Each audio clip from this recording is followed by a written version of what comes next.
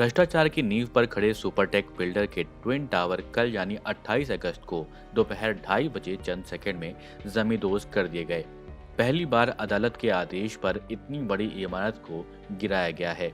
इसके लिए हाईकोर्ट से लेकर सुप्रीम कोर्ट तक लंबी लड़ाई लड़ी गई। आखिरकार जीत आम आदमी की हुई, जिसने बिल्डर की मनमानी के खिलाफ आवाज उठाकर भ्रष्ट तंत्र को घुटनों पर ला दिया।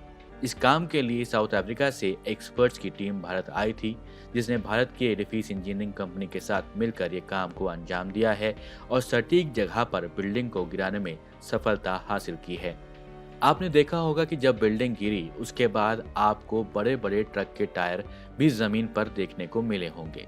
अब सवाल ये है कि ऐसा क्यों किया गया और कैसे लगभग 100 मीटर की ऊंचाई वाली बिल्डिंग को सटीक जगह पर गिरा दिया गया।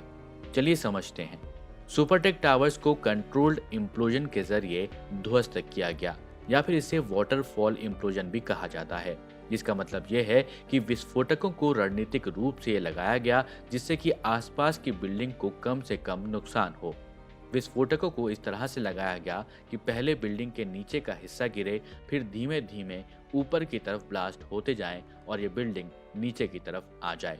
एक्सप्लोजिव्स को इंजीनियर्स ने एक स्ट्रेटजी बनाकर प्लेस किया था। आमतौर पर स्ट्रक्चर की निचली मंजिल पर विस्फोट इमारत को कंट्रोल्ड तरीके से गिराने में मदद करती है। आपको बता दें कि एडिफिस इंजीनियरिंग के सीईओ उत्कर्ष मेहता का कहना था कि केमिकल्स या फिर एक्सप्लोजिव को सही तरीके से लगाने में काफी समय लगता है।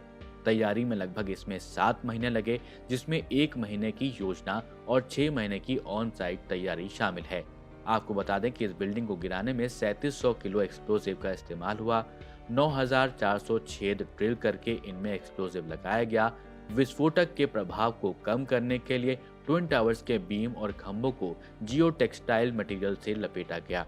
इसके अलावा स्टील प्लेट और 1400 ट्रक टायर भी रखे गए थे, जिससे कि एस्टर 2 और एस्टर 3 जो कि ट्विन टावर के सबसे करीब बिल्डिंग्स हैं, उनमें कम से कम नुकसान पहुंच सके।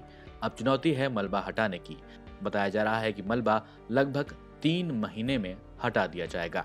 देश विदेश की ताज़ा तरीन खबरों से अपडेट रहने के लिए आप हमारे चैनल को जरूर सब्सक्राइब करें और साथ ही बेल आइकन को भी जरूर दबाएं, ताकि सभी खबरों से आप और आपके जानने वाले रह सके अपडेट।